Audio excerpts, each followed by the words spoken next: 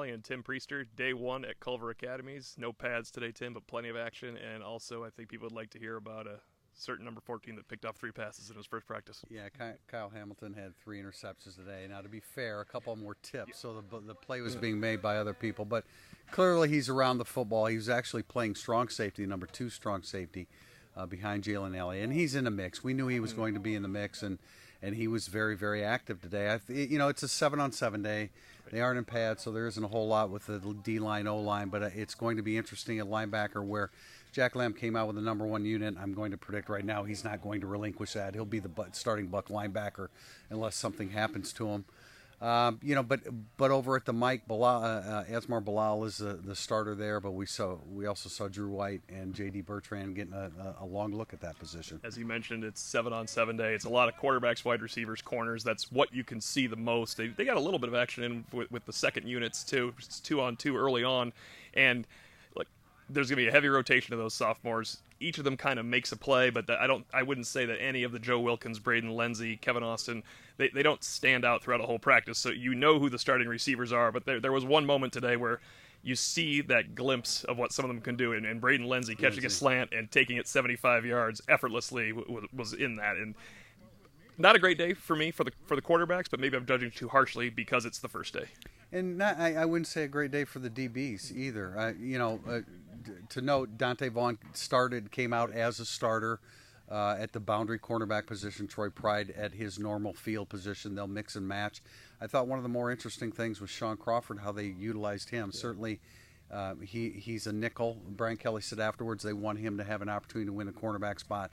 But I just think there are too many roles for him if he's healthy for them to even really worry about that. Nickel for one, and the other, interestingly enough, he was playing some safety, kind of a center fielder back there on the back end of the defense. So if he's healthy, he'll be heavily involved, but staying healthy has been difficult for him. They couldn't be tackled today, but I thought the top 3 running backs looked quick, looked trim. Tony Jones, if he's still 227, he wears it better than he used to. This is probably a technicality, but he came out with the first unit today. Jafar Armstrong subbed in for him. I've assumed if we go to practice number 2, it would be Jafar Armstrong. Jameer Smith continues to look quick. He looks the part to me. He looks like a guy that can actually earn carries because of the way he kind of attacks the defense at the second level. That is not something I ever expected to say about him coming out of high school. One note on the receivers, I mentioned Kevin Austin. He did a little one-on-one work today, but it is clear he is not in the mix early on because he worked more as a skeleton drill scout team cornerback than he did at wide receiver, and that's what happened to Kevin Stefferson a couple years ago as well. No drastic changes along the defensive line in terms of first team, second team, third team. Who was the first guy that I said impressed physically?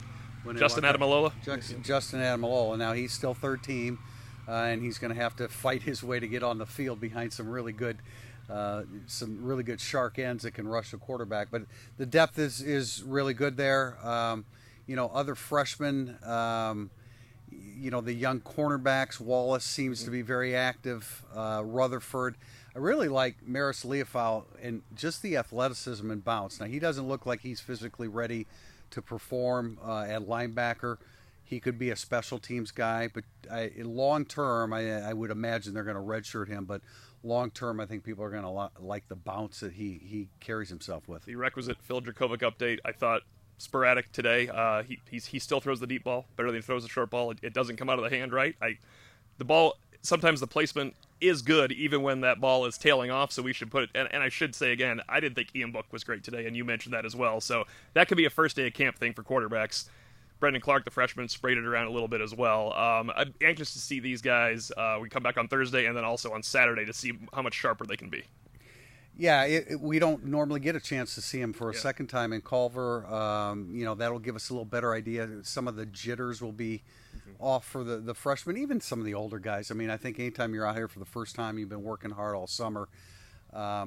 There's a little bit of jitters involved with the guys, especially that are trying to prove themselves. That is it from day 1 at Culver. We'll be back out here for day 5. But before that, practice reports, notebooks, and a well-timed podcast from Irish Illustrated Insider on Monday.